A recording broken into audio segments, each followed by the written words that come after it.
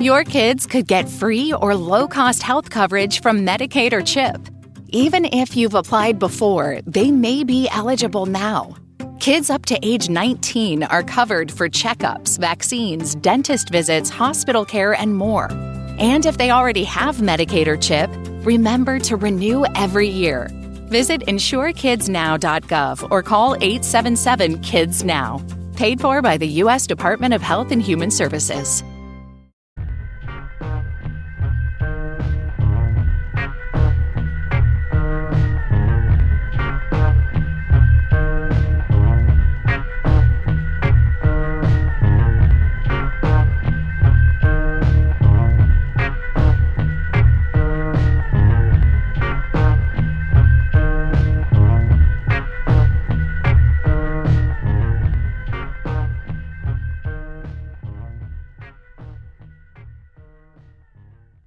What's up, everybody? Welcome back to the Six Man Podcast. I'm your host, Phil Dunn. On today's episode, I'm joined by Joe Cavallaro. Joe was somebody that I met while at St. John's. He was a manager while we were there, and now he is the varsity head coach at Harborfields High School out on Long Island. Only 27 years old, so super young to be a varsity head coach.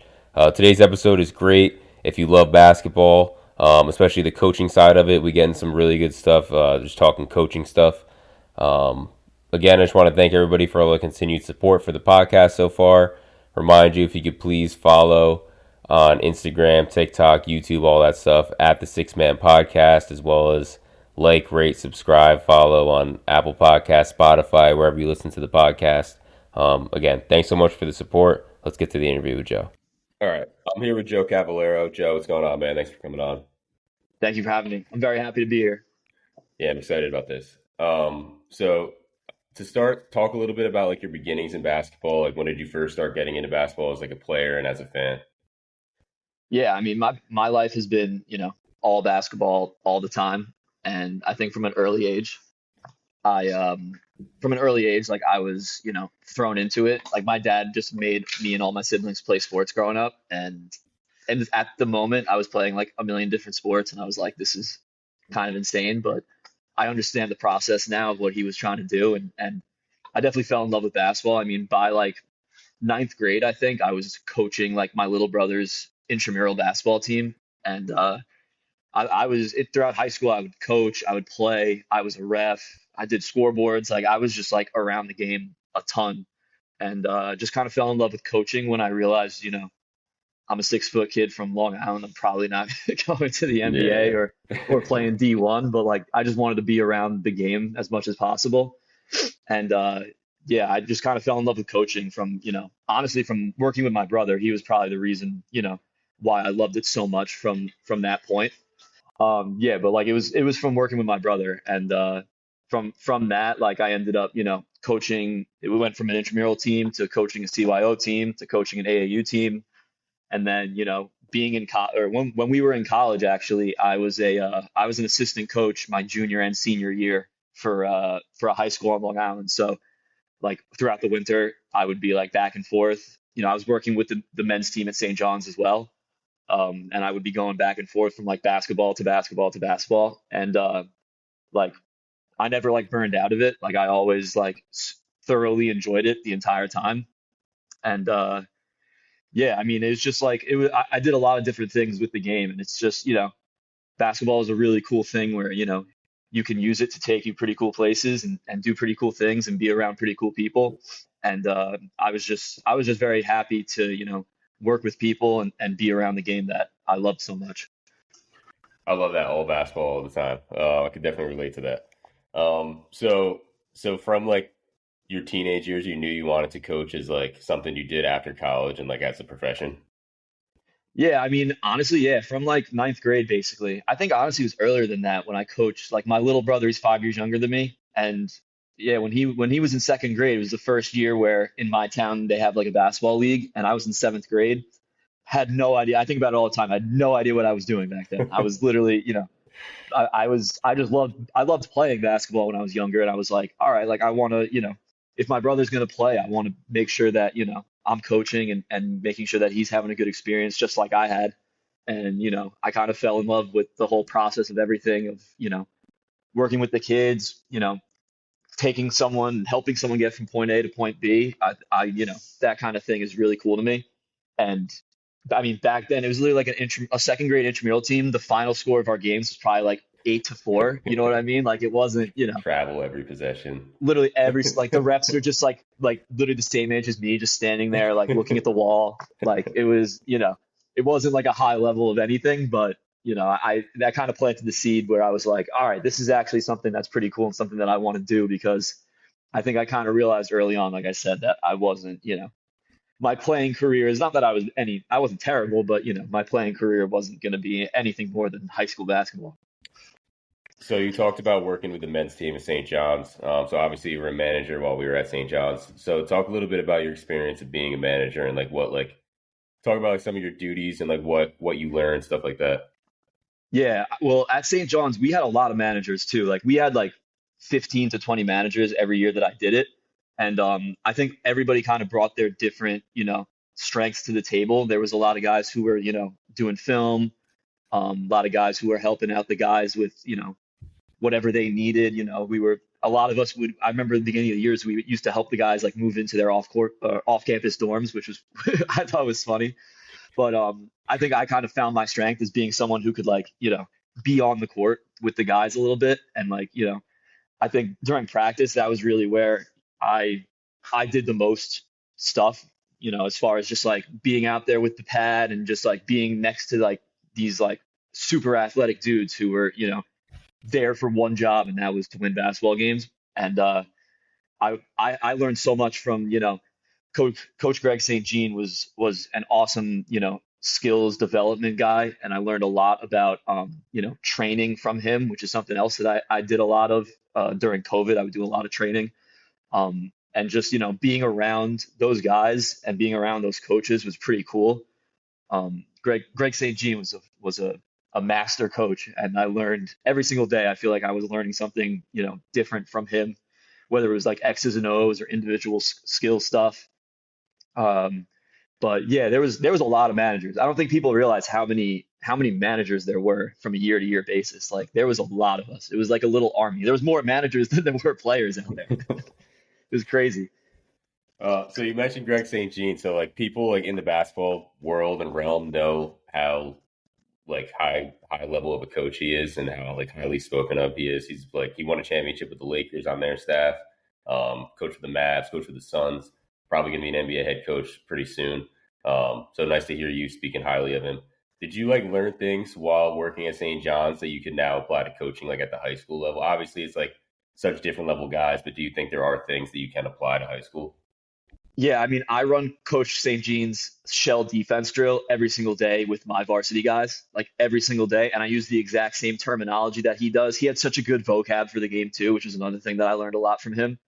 But yeah, I mean, like some of the X's and O's offensively, I don't think really translate a ton to the level that I'm coaching at right now. But I mean, it's still stuff that I learned because of him and I know, and it's, there's variations of stuff. I mean, as a coach too, like not everybody copies from each other. Like no, Yeah. it's hard to come up with an original idea when it comes to coaching. Like I think the best coaches like steal other ideas and like kind of put their own twist on it and put a twist on it that kind of suits what they have in the personnel that they're working with.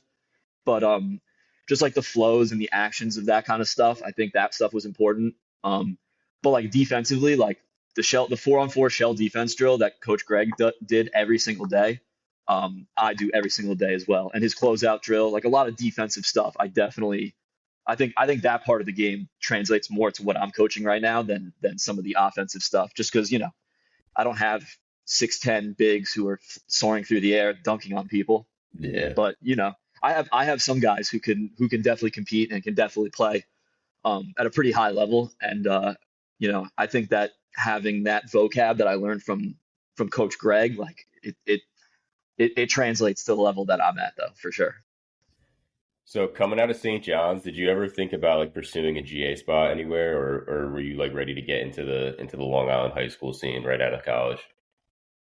Yeah, I definitely thought about it, and I can't lie, I'm still thinking about it too. I mean, I'm 27 right now, so I'm not getting any younger, but I'm also not a coach in my 30s. So Yeah. I definitely thought about it, and I still do think about it now, like making that jump at some point, just because. my ultimate goal has always been to coach at the college level. Any division or level at college is like impressive to me. And like I think people have like this weird connotation about like if you don't go D1, it doesn't like that doesn't make any sense to me. Like No, not at all. I've seen D2 hoopers and D3 hoopers who would give you buckets on any day. Like it is a very, very high level of basketball. So I, you know, I've worked around a couple D3 coaches as well. Coach Mike McSloy, someone from Long Island who's at Ithaca right now. I worked with him for a little while. He was a phenomenal coach.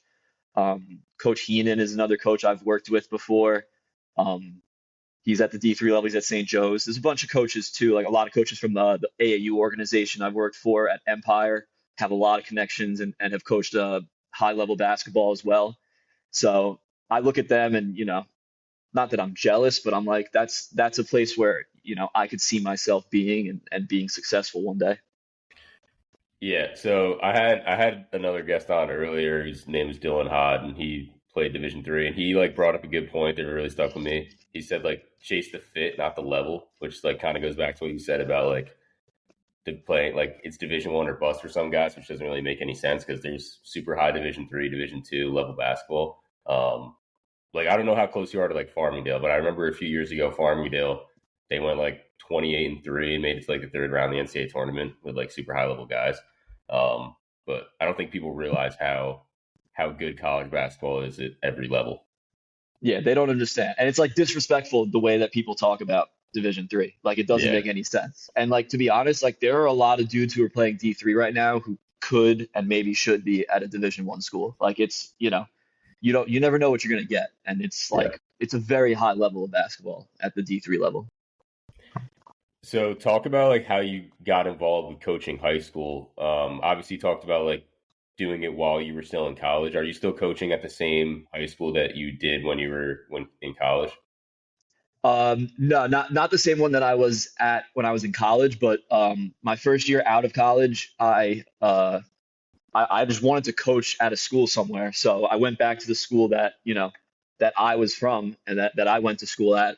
And, I applied for a coaching job there and I ended up getting the JV job there. I did that for a year. And then the next year, me and the varsity coach, we really got along very well. And I think we coached very well together. And then the next year I ended up being his assistant. And then the year after that, I ended up taking over and being the head coach after that. So it honestly kind of happened pretty quickly. Like I wasn't, I don't know if I was, or I don't really know what I was expecting, going into it being a JV coach. Like I didn't really expect to be a head varsity coach after like 3 years, but you know, once you start, well, being from that district too, I did all the camps, like all the summer camps growing up. So like I knew all the kids, and I think that was a big selling point for me when I got the job was, you know, and it's actually, believe it or not, it's the seniors that I have right now are like the kids that I'm really thinking about because I've been around them since they were like literally in third or fourth grade. Like I've known them for a very long time, and I've coached them in summer camps and all this other stuff. So I think just being around them and knowing the guys, like it's hard to step away from a group of guys like that when Yeah. you've been around them for so long and like you become like this like pretty quickly. It's like, even if I wanted to make a move, like I just feel like right now I couldn't leave these guys. Like they're like literally like my little brothers at this point. And I just want to make sure I see them out the right way. So you took over the program at like 25 years old. Yeah, I think it's 24 or 25. So that's like super rare. Was there ever any like pushback or anything with being such a young coach? Like, was I there think a anyone little bit. else like gunning for the job or anything or anybody? I mean, I'm sure people are always talking, but I mean, did you ever get any pushback? Yeah, I think there was. I think there was a little bit of like this guy's really young. Like, is he really going to come in and take over this program? But I think just kind of going along with like knowing the kids and knowing the families and stuff. I think I had a little bit of like, people kind of knew me a little bit and they knew that, I was a basketball guy and, I think they respected how much I love basketball and they kind of trusted me a little bit, but if I've learned one thing from 3 years of doing this, it's you're never going to make everybody happy. Like Yeah. it's a 0% chance. Like I thought I could come in and, be like, all right, here we go. Like this is what we're all going to do, guys. Like together, it's just not possible. Like you just can't make everybody happy. So being the head coach, like the only thing that you need to make sure you do is do right by the program. And as long as you're doing right by the program, the people who are meant to rise up will rise up. And the people who don't see what you're doing or don't appreciate what you're doing, it is what it is. But that just it comes with the territory.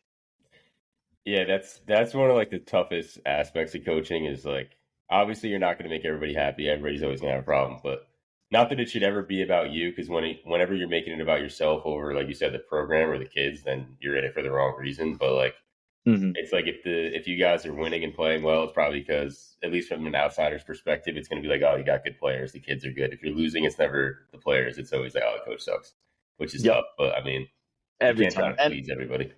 it's true though. Like I mean, I don't think I appreciated it as much when I started, but like you got to have the horses. Like if you don't have the horses to win the race, like Yeah, it's just there's only so much you can't put the ball in the hoop for the kids when you're on the sideline, and yeah. it's you just you got to have the horses to win the race.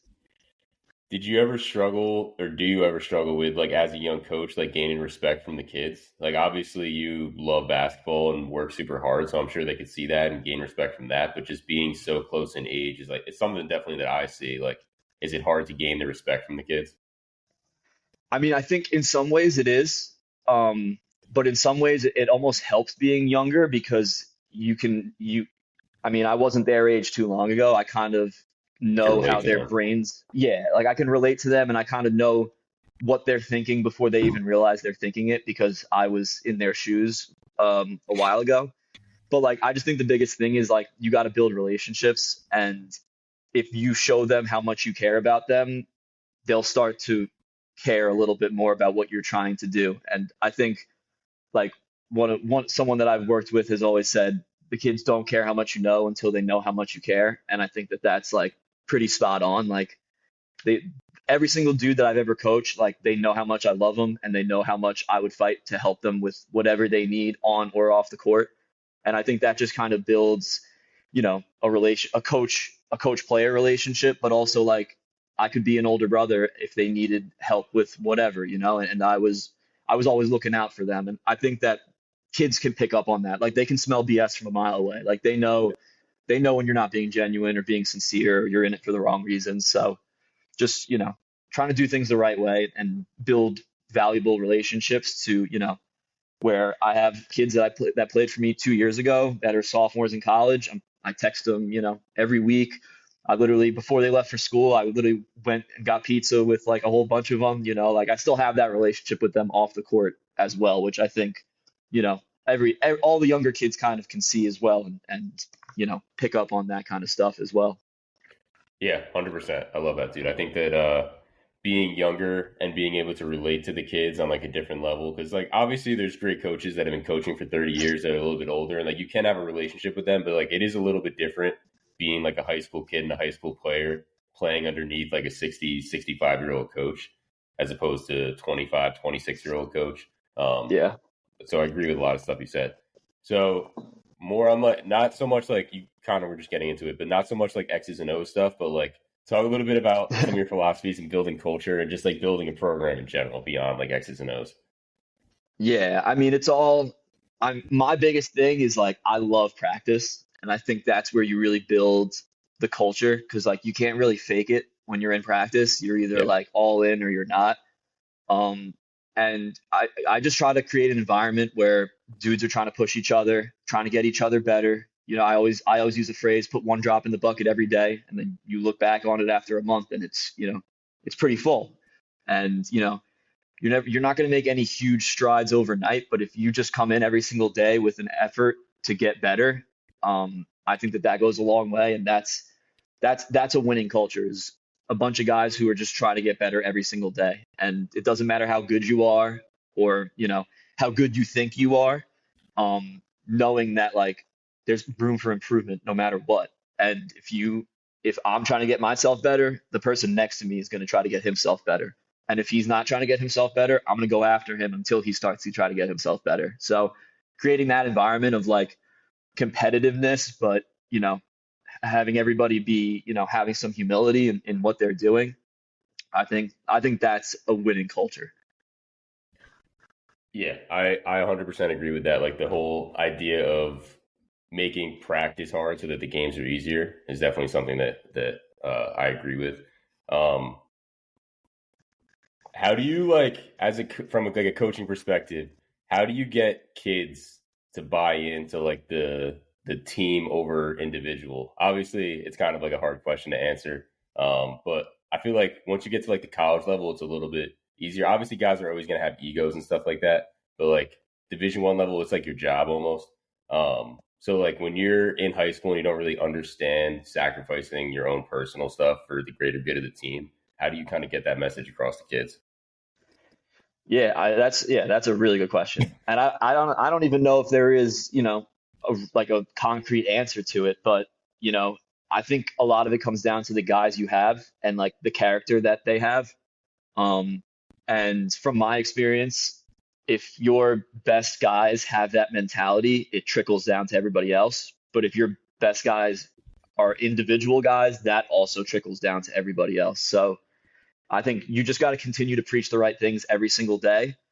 And you never know when, where, or how it's going to get through to them. But if you're preaching consistently those kind of messages of we greater than me kind of stuff, I think eventually you get through to them to an extent, but I think a lot of it falls on the player. Like, it's a lot of them either want it or they don't. And, if they don't want it, it's they have to understand how it's affecting the people around them. And, some kids just don't have the maturity to do that. I think, Yeah. it's not like they don't understand the benefits of being that way. It's just they aren't capable of doing it. And we're in an era now with social media where everyone's like, "Oh, where's he going to school? Oh, where's he going to school?" Like a lot of them are like looking for some kind of attention or some kind of validation in that way, where they don't understand like the best validation you could have is being a winner. Like that's it. Like if you're a winner, someone's gonna find you and someone's gonna come get you. But yeah, I don't know. I think that's a really, really good question. I don't know if there is like a concrete answer to, Yeah. how do you get a kid to stop being so much about himself and start being about the team? I think it's just the culture and the environment that you set up. And if you have them at a young age and you teach them from a young age that this is the right way to do things, I think it's easier. But stepping into a team and stepping into a program that you just have these seniors who you know are doing whatever, it's I don't know if a kid can learn that in 1 year. You know what Yeah. I mean? That's like the battle of coaching. Do you coach hmm AAU as well? I have up until last year was my first year. I didn't, so I had coached AAU from like my senior year of high school all the way until like last year when I was 26. What are some of like the differences you see in AAU basketball compared to like high school varsity basketball? And like, do you have any thoughts about like the current AAU culture? Yeah, I mean, it has its pros and its cons. I think just playing for kids is just like playing year round is an amazing thing. I think there's definitely a huge need for AAU. Um, but at the end of the day, AAU is a business. It's not the same thing as a school team where you're trying to win. There's other goals that go into being an AAU program. I'm lucky that I was able to work with Empire, which is the organization from Huntington and all over the North Shore, and they really did things the right way. They really genuinely cared about the kids that they were coaching. Um, but at the end of the day, it is business, and you need to continue to make money. And Empire never let money get in the way of doing the right thing. But I think a lot of programs out there are more concerned about making enough money rather than doing things the right way for the kids. Um, And that's just the way that it is. I think a lot of club and outside league sports kind of go that way. Um, but it is different. And one of the things that I would get really frustrated with is, it's so hard to coach a team when you're working with them for like an hour and a half a week, and then like you're playing 4 games over the weekend. Like I always talk about the European model and how it's the opposite way. They practice 4 times a week to play once. Like that's more of like it's way better and easier to build something when you're practicing more and playing less. And obviously playing games is important. Don't get me wrong. Like you need to play games. You need to get that game experience. You need to play to build your IQ and your feel for the game. But, as a coach, like it's hard to practice an hour and a half a week, and then, little Johnny's sick, so he's not even there. And now the next day I have to go back, and, it's just like it's a lot to manage. And then you mix in the fact that these parents are paying to play because it is a business, and Yeah. everybody does need to play. And sometimes that comes at the expense of winning and teaching certain lessons. So, it has a need for it. There's definitely a need for it. I think some programs that I've seen, not Empire that I worked with, but some programs that I've seen, start to lose focus of what's really important and why they're really there in the first place, and they're just trying to make as much money as possible, which, power to them. Some programs do generate a good amount of money, but as far as doing right by the kids, tough. It's definitely tough to coach an AAU team. And I mean, you probably know it too, because I know you coached AAU too. Like, Yeah. dude, there were seasons I was coaching like 3 teams at a time, and it's like, Yeah. bro, you're coaching like 16 games in a weekend. You go home and you're dead. Like it's a grind. It really is a grind. But there's a lot of things that they should do to make AAU better, in my opinion. Yeah, I was gonna mention like the European model that you said. Like, I feel like that's a big reason why you see in the NBA, like the international game is kind of taking over, like international players. Um, but like you do need game reps because like you need to see things actually in action to like be able to apply it. But at the same time, like when you're practicing for an hour, hour and a half once a week, and then playing 4 games in a weekend, it's like it's hard to coach in that situation because like I could pull a kid over while we're shooting free throws for 10 seconds and try to teach him something on the fly. But the Right. chances that he's going to actually be able to apply that to a game are slim to none. Um, Yeah. but Yeah. I mean, I think that obviously like the shoe circuits and stuff like that's super high level stuff where like recruitment is great. And like the way that we use AAU is like we enter into like small local tournaments and stuff like that around New York just to like be able to play together as a group. Like we're not using it for recruitment or to win games or anything like that. So I think there's value in that. But like you said, some AAU teams that are just in it for profit or just in it for a lot like what you see on Instagram, like some highlight tape of you like making layups and warm ups and layup lines or like winning a t-shirt in a meaningless tournament. And with I with the feel like headphones that's on. with the headphones on. I feel like that's kind of toxic. But so talk a little bit about like your goals or aspirations in coaching. Like where do you see yourself in the long term and where do you see yourself in like the next 5 to 10 years in coaching? Yeah, that's a good question. My ultimate goal is still to coach at the college level.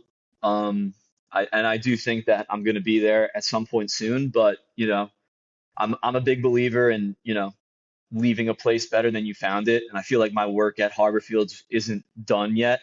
So I'm very excited for this season too. I think we have a team that has the opportunity to win some games this year. Nothing is ever set in stone, and nothing is ever guaranteed, but I think that we definitely have an opportunity to, change the culture of Harborfields basketball right now, which is something that, I came there to really do because when I was in school, Harborfields was a powerhouse. Like when I was in 8th grade, I think Harborfields won the state championship for single A in New York State. So we have a history of being really really good, but a change in the culture and a change in the landscape of sports on Long Island and a whole bunch of other factors kind of change things up where basketball isn't as important, I think, as it once was. So just trying to bring that back. I'd say that's like short term what I see myself doing. um but I want to make that jump to the college level, like you said, as a GA, maybe as an assistant coach at the D3 level. So just somewhere to get my foot in the door and try to prove my worth to a program. I have confidence in myself that I'll be able to, to climb the ladder and do all the stuff I need to do to, to bring success to a program. But yeah, I mean, I definitely think about it a lot. I mean, I was considering doing the GA route out of college. I think the part that really turned me off is I was just done going to school, which, since then I've learned that you're never really done going to school. So, it's I think that's something that I'm going to take on, pretty soon. Not in the immediate future, but somewhere down the line pretty soon I'm going to be making that jump to the college level. I think wherever you end up, you'll end up killing it. But Thank you. last question I have for you. If you could go back in time and give your younger self advice in terms of basketball, I guess more from like a coaching perspective. Obviously, you're still a super young coach, but if you could, I'm sure you've learned a lot in the last few years of being a varsity head coach. So if you can go back and give your younger self advice, what would it be? I would definitely tell myself to, to just love the process. I think that's something that I've started to do a little bit more of recently is, even when times are tough and things, nothing is going your way, if you fall in love with the process, the results will follow. If and I think that goes with anything in life, whether it's, school, coaching, working out, if you fall in love with the process of trying to get better and trying to do the right thing, I think everything in the world happens for a reason, and nothing good just happens like randomly. Like there's a reason why good things happen to people. It's because they put in the work and they do the right thing, and they're committed to getting better. And yeah, I think being a young coach. I mean, I was a varsity coach at like 24, and like my first season didn't. I expected to come in and everything would be beautiful and you win every single game, and you're doing the right things. You teach them how to play defense. You got good X's and O's, and then you start to learn what how you actually coach basketball. And I would just go back and tell myself everything happens for a reason. Just trust the process, fall in love with the process, and you keep doing the right thing. After a while, you're gonna be in a good place. Thanks so much for your time, Joe. I appreciate you coming on the podcast. Hey, I appreciate it. Thank you so much for having me. Of course. Thanks so much to Joe for coming on the podcast today. Thank you to all the listeners for continuing to support the podcast. Again, if you can follow on social media, Instagram, TikTok, YouTube, at the Six Man Podcast. Follow on Apple Podcasts, Spotify. Appreciate all the support I've gotten so far. We'll see you next week.